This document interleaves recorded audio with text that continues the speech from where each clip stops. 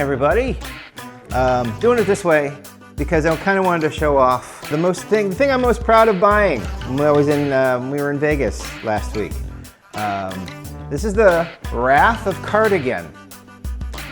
It's based on the amazing away team coat that you see when they're going down on to Space Lab Regula 1. It's just, I thought it was super cool. Like there's detail here, there, this little chevron here, nothing over here though. It's just a really cool coat, and I just thought this would be the best way to kind of show. Sorry, I'm looking over there just to make sure I'm still in frame because I've got the TV on and I'm kind of mirroring everything. I do that normally when I have that on top of my head. Oh yeah, for those wondering, that ever wondered, this is the contraption that I put over top of myself, and it kind of goes around me like this, and then it kind of sits over top of my head, and then everything kind of dangles up here over top of my head. That's where that view comes from. I also have this headband for the GoPro. The iPhone is too heavy for that thingamajig, and this is going to get too hot, so we'll see. So I got 3 days here, so I'm going to talk about a couple of separate things. First, I want to start with the initial Vegas thoughts and feelings, and then we'll talk about the con tomorrow, and then we'll kind of wrap up everything on Thursday. And this is all me kind of processing everything mentally, doing what I do mentally, because it's been a very long end of July, 1st of August. You know what I mean? I had the 10 days in Florida with my mom and my aunt.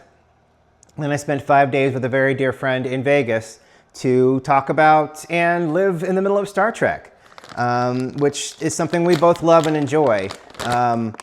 Mustachio, by the way, oh God, I've missed the mustachio. And we're doing a Chemex today, the pour over, so I'm going to do about 32 grams. Tomorrow we'll go back to normal view. Normal view. Over the top, over the head, over the back, over the shoulders. Here it comes. We'll do that tomorrow. I just wanted to be like, hey look, cardigan.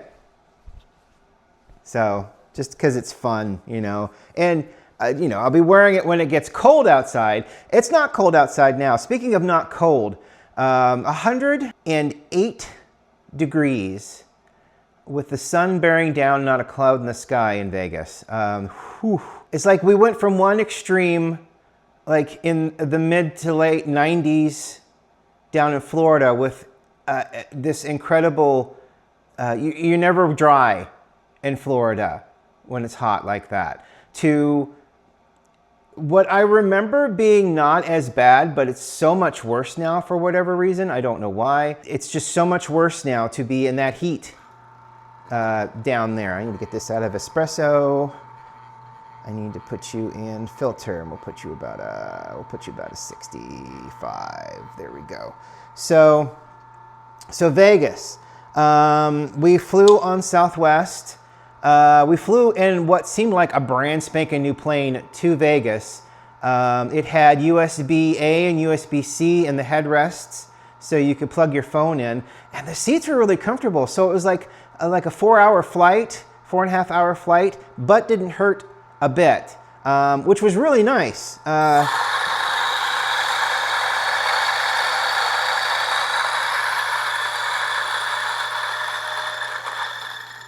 We came off the plane way less fatigued than when we than any other trip that I've had there, which was really kind of nice. We went and we were in the Rio because that's where the show was, and we were very fortunate to be able to get a hotel room at the Rio. I remember the last time we went, I wanted to get a hotel room at the Rio. They were full, and that was 2016. I think I've been saying 2017. It was actually 2016. I think I'm confusing that with 2007, which is when we went the first time to Vegas to go to the Star Trek convention. That was at the Hilton. Now it's at the Rio and has been for a long time. The Rio as a hotel, the beds were very soft and comfortable. The room was really nice. We got a renovated room, whatever that meant. I think it just meant that it had a couch in it. I think the unrenovated rooms don't seem to have like large L-shaped couches. Also got a view of the Strip, which back all the way at the Rio, being all the way off the Strip, didn't really matter that much. It was only like an extra $30 a night when we got there. Normally it's like $72, $73 a night to have an upgraded room, but there was a special going on, which is probably when you get to the hotel. You know, how do we upsell you? We make it look like we're giving you a value, which is not at all what's happening, but marketing be marketing. The check-in process was amazing. There was a line to speak to a person. Found out later that could just be people checking in or people asking questions. We were able to check in at the kiosk. There was a kiosk there. It took about 5-7 minutes. And then we had a room key. It spit out our 2 room keys, and we were up in our room on the 14th floor. The view was nice. It was beautiful. We were facing the sunrise, which made for a couple of beautiful shots when we got there and on the way back, or the last day. It was super fun, that room. I was very impressed by it. The only weird thing was the whole bathroom situation. I liked the fact that there were 2 sinks. I liked the fact that one sink was outside of the bathroom in like a vanity area, and then the other sink was in the bathroom, so we both had our own separate sinks. So while he was in there doing whatever, I could be brushing my teeth, putting my contact lenses in, getting my hair zhuzhed, whatever, you know, and then he could be in there showering and then switch, you know. So it was actually very cool. The problem was, to start with, the first day we got there, we had dinner at this hot barbecue place, this Korean barbecue place, and then went to bed and got up at like 6:30 their time, because I'm like, we need to go get something to eat. And there's only one place during the week there to get breakfast, so it's like we need to get there just in case it's going to be a nut house, so a Vegas nut house. So so we got up at like 6:30, and we were the first group of people to get up in a hotel on the 14th floor, when I think there's like 17 floors. We had to let the warm water run for about, hell, I didn't get my weight. It doesn't matter. We'll just get it filled up. Actually, I could probably just put it in there now. Let's just put that on there now, and then we'll just zero it, and we'll let that go. I'll get up to about 400 grams. The hot water didn't show up for 10 minutes. And it was literally, turn on the faucet. Oh God, this is cold. God, this is still cold. Why is this still cold? I mean, we're out in the desert. We probably want cold water anyway, but we didn't want to have all of this travel grime on us still. So, it's like we just wanted, we wanted a shower. And I'll be damned if it didn't take 10 minutes for the hot water to show up, because no one else was showering in the hotel at the time. Now, come to find out, well, it is the norm at 6 o'clock in the morning. When we got up around 8:30, 9 o'clock, everything was as it should be. The hot water was available fairly quickly. It just took a while for it to travel through the pipes and to our room, because we were the only ones apparently showering at 6:30 a.m. because 6:30, 7:30, 8:30, it was like, what was it, 9:30? 9:30 here, and that's usually when we're kind of up, out and about, so here. So it was an interesting time adjusting. It didn't take much time. It's taking more time for me to get back into the groove, honestly. So the hotel room was really nice, except the weirdness of the shower. And then the other thing, we went to the Rio, we were in the Rio, and then we decided to take, I said, let's go over to Caesars, and we'll walk Caesars to Bellagio to the Cosmo. And I said I wanted to find the hidden pizza place, because there's a hidden pizza, or secret pizza. It's called Secret Pizza, I think.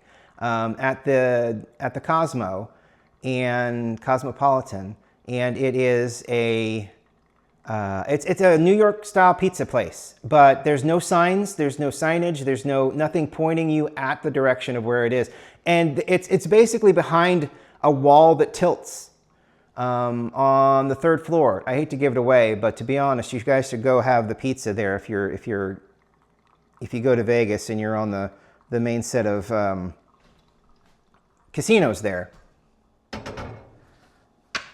because it's a delight. They have New York style pizza, and then they have, I call it's like pan pizza, but it's squares.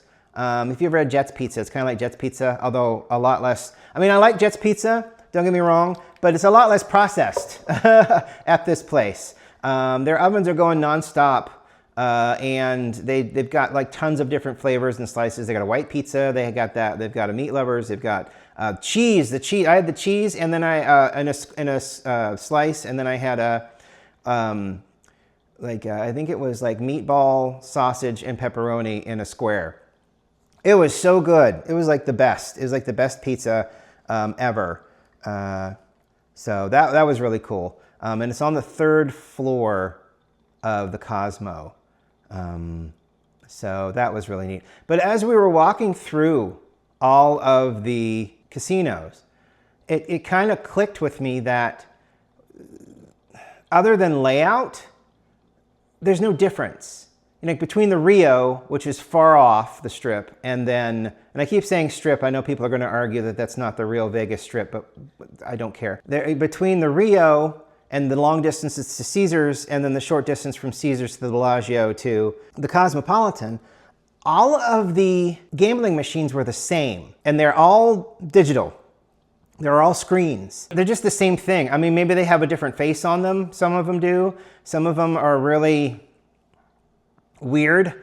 Some of them had a buffalo on them that was charging at you. Some of them had a dragon that was spinning around. Some of them had tigers that were walking around. But they were all basically the same button layouts, confusing, and then it was just virtual scrolling. I mean, the last time we were there in 2016, I think that they had a big differentiation between all of the casinos with a lot of the different stuff that was in there. There were still mechanical bandits, one-armed bandits there, and I think there were like more like poker tables and stuff like that. There were still poker tables, but the variety between everything that was on the casino floor seemed zero. As we walked around, and we did walk around all the floors, because I'm like, I can't normally do this if I have Matt with me, because he's allergic to smoke and I don't want him to breathe all this in and then to be sick or coughing or anything like that. So you can't really do that normally. But the two of us were like, yeah, let's go walk around and see. And then you walk into because Caesars has a really lovely forums, the shops there, the forums at Caesars. And then you go to the Bellagio, and the Bellagio has a mall. And then the Cosmo has like a mall.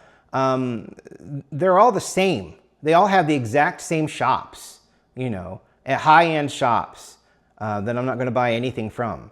And it's just wild how similar, unless I've always wanted to stay at the Caesars. I mean, then that's great. You've been to the Caesars, you've also been to the Bellagio, you've also been to the Cosmo. The only thing really differentiating everything is the food, the places to eat there, which is wild. We did what was that? Was that Thursday night? Thursday night, I did a reservation at the all-you-can-eat AYCE buffet in the Palms, which is, I don't know, like a 3-mile jaunt from the Rio on that side of everything. There was, from 2016 to now, everything has basically changed. So it's, I mean, in the Cosmo, I had a really hard time finding secret pizza until I turned a corner and I'm like, now I smell pizza. And, and it's this, that pizza place is the same. Both sides are lined with records, or album covers. So you go down there and then there's the pizza place, and it's fantastic. So it was, I don't think we'd ever been to the Palms. So I don't really think that that matters so much. But we went to that buffet. I made a reservation. I'm glad I did, but it turns out I didn't have to because there was no line. I was kind of surprised by that. I figured it would be busy, but it was a Thursday night because I don't know when Vegas really isn't busy. So we went there, and a review of it is, if you want one of those, it's nice. It's a nice place to go. The food is plentiful. It's not overwhelming. Like, there are buffets there that are overwhelming. The one that used to be in the Rio, it was a seafood one. It was gigantic and had a ton of stuff. It was a little overwhelming.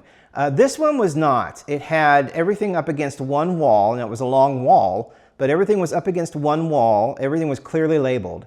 And then the salad place, and you're kind of raw, like, well, not raw, but you're cooked but cold cocktail shrimp, and your salads were like in a U shape, or no, it was a circle, in the middle of everything, but everything was basically back up against a wall. And like I said, everything was really well done. Nothing was overcooked. They had prime rib. They had a wonderful pork loin. And then it was lobster tail night. So it was like lobster tails out the yin yang. And those lobster tails were cooked incredibly well. They were tiny. The meat on the shell was very small, but it was all you can eat. And I think the time limit was an hour and a half. It was small, but you could go back and get as many as you wanted, basically, if that's your thing. They hand you two lobster tails, and it was really good. The only issue I had was the desserts. The desserts were kind of sad. I had fresh gelato, or they had gelato there, which was really cool. They also had a really nice creme brulee that tasted great, but the cheesecake didn't taste very good. And it was just, the little squares, you don't need more than that anyway, but yeah, all the items on the buffet were really nice. So, if you get a chance and you want to go and have that kind of an experience, I would say, and it was lobster night, so it was expensive.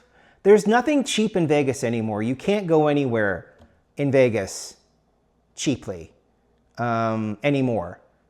You have to really search for it if it exists. A friend of mine commented that the last really cheap buffet there is gone. I don't remember which one it was.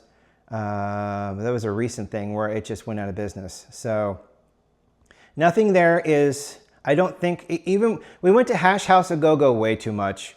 It was the only place that was open for breakfast for Wednesday morning, Thursday morning. Friday and Saturday there was a cheesesteak place that did breakfast cheesesteaks. We took advantage of that on Saturday, and that was a really nice change of pace for breakfast. But yeah, Hash House A Go Go is fine. It's a lot. There's a lot of food. It's a huge amount of food, and I don't like sounding demeaning or anything like that, but it's probably 3 steps above a Bob Evans, and I'll pound a Bob Evans, but not like 3 days in a row. So that was a little, But, oh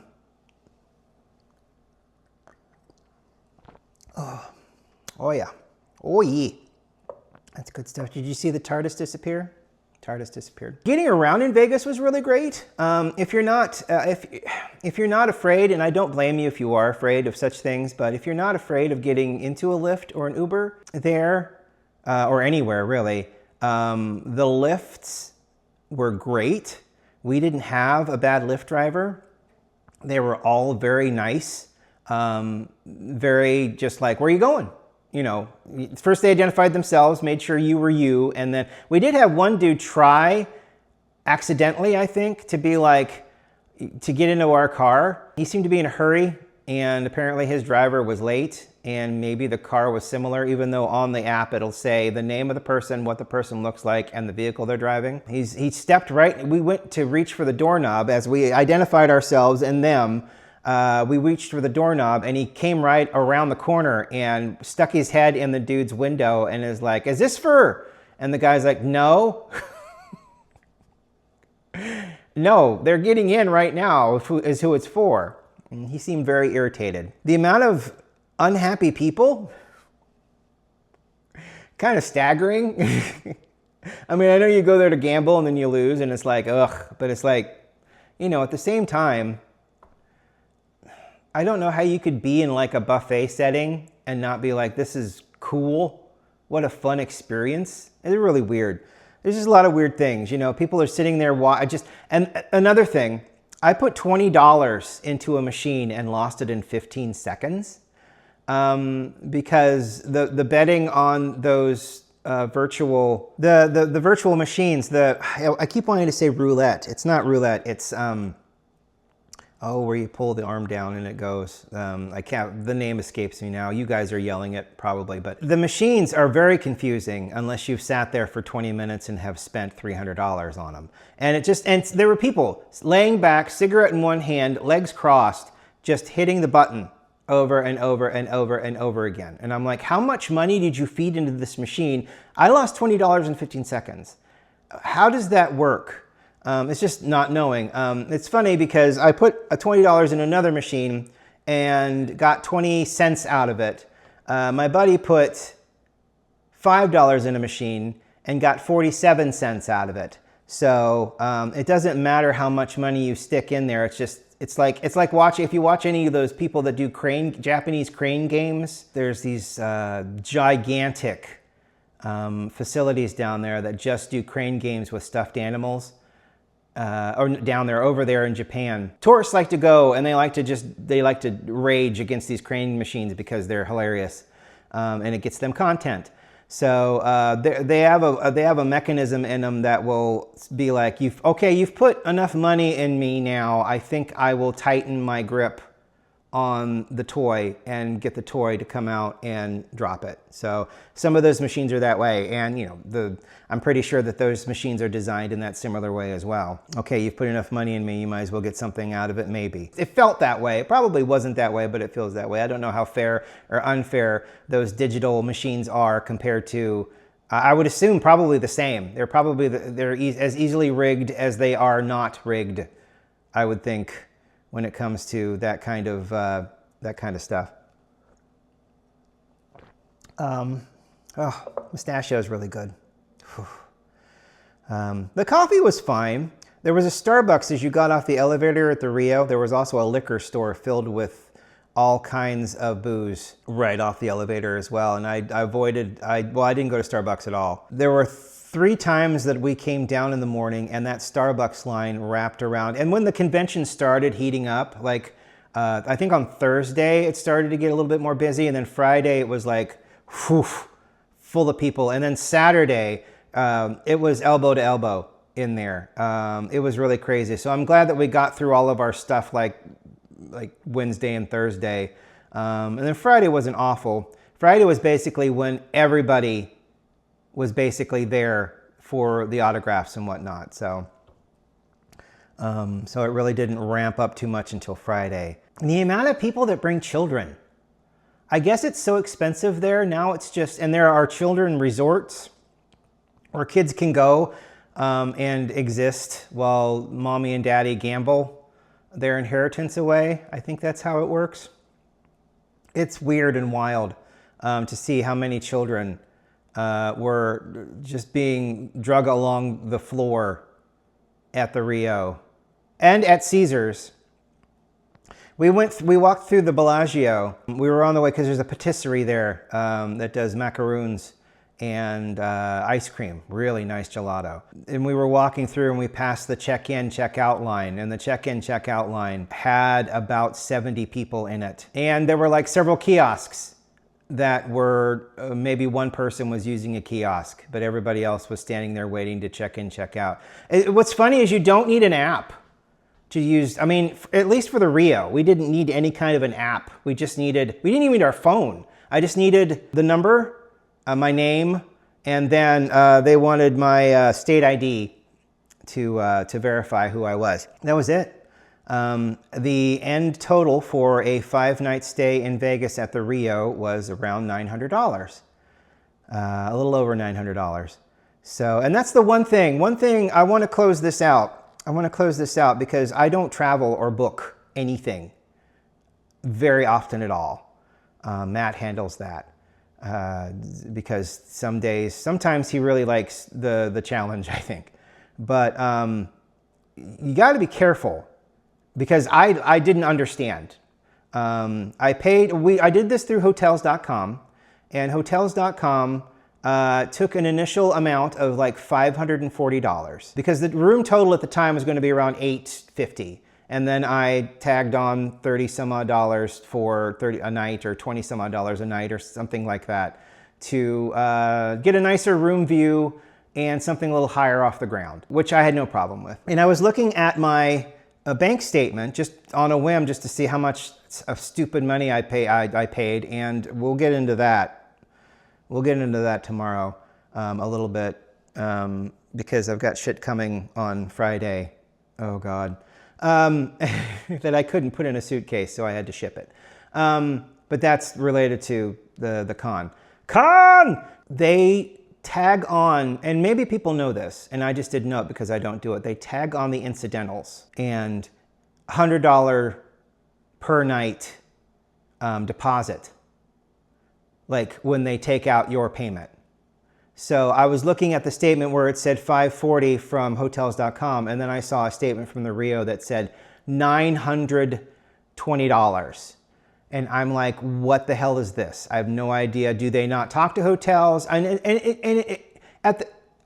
conflicted because at the same time I'm panicking, my brain is also saying they do this every day. This is something that happens. There has to be a logical reason for it. But panic me is like, I need to go talk to somebody and understand what's happening. And well, logic me is like, no, you know what? They know what they're doing. They wouldn't be functioning right now if this was a bad thing that wasn't going to come back, whatever. So I went down and I spoke to them and they let me know. And they also kind of said, well, you're not understanding that. In the nicest way possible. You not understanding that is your fault because you didn't read the fine print, which I was booking this on my phone. So the fine print is even finer than some people may realize. You didn't read the fine print. We take $100 every night out for incidentals. And then when you check out, that $500, $100 a night, which to me was $500, gets credited back to your credit card. If you've not damaged the room, which we did not damage the room. We didn't smoke in the room because we don't smoke. So so I panicked like a lot for like 10 minutes. I looked at my friend Jonathan and I'm like, I gotta go downstairs for a minute. I'll be right back. And he's like, is everything okay? And I said, I think so. I just need someone to explain to me a couple of things. So, and they did very calmly, very logically, which, they're going to, because I'm sure that there are plenty of people like me who don't have access to glasses that are good enough to have that fine print to be able to read it. So, and yes, part of that, the majority of that was my fault, but they could also not make it fine print. They could also let you know up front in large print, hey, it's $100 a night. We're going to take that out of your card. Don't panic. If you don't destroy the room, you're going to get it immediately back. Well, not immediately, five business days after you've checked out, kind of thing. And I'm like, okay. And they explained it, and it was well, and it made sense to a point. I don't know why in my head I thought, they would come up after the fact and make sure that nothing was destroyed, and then if something had been broken, then they would take that stuff out. I don't know why I thought that. I don't know why I felt that. Because in hindsight, it makes sense to take it out immediately because, you check out and you cancel that credit card and, what do they got other than sending letters to you saying you owe us money for this, So, and to close out, that was closing out as well, but to close out completely, we didn't have a bad meal there. We had a lot of fun. Vegas itself, I would say, is a 2-day. Plan out where you want to go. If you always wanted to visit Caesars, you've got Caesars, the Bellagio, and the Cosmo all linked together, along with the Vdara. You have the Vdara as well that's all linked together. So you can have like a journey, and you will not eat the same food twice even though stupid us went to Hash House a go 3 times, and we shouldn't have, but we did. You won't eat the same place twice. If you're there for food and a food experience, that's perfect. You will absolutely love it. But I would say it's a 2-dayer if you just want to be in that strip area. If you want to venture out and go to the Grand Canyon or go to the Hoover Dam out there, is that it? You know, you're going to need more time because you're going to have to drive out to those places. And then, you know, if you're just treating Vegas as a place to sleep, you know, that makes sense. And a place to eat dinner and breakfast, you know, that kind of thing. That makes sense. But I would say, depending on your tolerance level of things, you know, I would say it's probably a weekend. If flights are cheap, definitely a weekend, because I think 5 days out there was way too long. And I'll bring this up tomorrow, but I don't think I'll be going back to the Vegas Star Trek unless they change venues. It just didn't feel worth it. And we'll get into that tomorrow.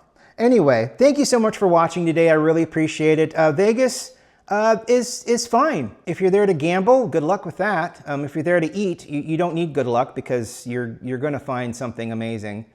You just have to sit down with your phone and look and click and read either the reviews or the description. You know, if you want Gordon Ramsay anything, you are spoiled for choice. Gordon Ramsay's got his name on a lot of crap out there. Guy Fieri, don't bother with Guy Fieri. We passed his burrito place like at least 30 times, and I'm like, nothing about that place makes me want to go in there. So just because Guy Fieri seems to be not someone I would want to give money to. Anyway, good coffee. Good coffee out there. We had really good coffee. Hash House had good coffee, and Cheesesteak Place, really good coffee. Very, not to be surprised, but it was a cheesesteak place. Very good coffee. And it's at the food court there. There's a food court area in the Rio, and it's in the food court area. That and the ramen place, both of those places, excellent. And then the steak place. There's a steak place there. I'll flash the name of it and some of the decor and where we were sitting on the screen. Beautiful. Food was amazing. Never had a bad bite. It was great. And if that's what you're going to Vegas for, you're spoiled for choice. If you're going there for the bright lights, then that's kind of the stupid thing that I didn't do. We should have gone out at night and walked down the strip. Really should have done that. But the first day we were there fully, we walked 10 miles and were really exhausted when we got back to where we were. But that's okay. We had fun overall, and I would say Vegas is definitely, if you're like me, would be a great weekend, 3-day weekend trip. Flights are full. Our flight there and our flight back were absolutely full, so keep that in mind as well. Thank you for watching today. I really appreciate it. We'll go back to our overhead tomorrow. I just wanted to show off my Wrath of Cardigan and show you how I sweat. Why not? We will talk to you tomorrow. Have a great day. Bye.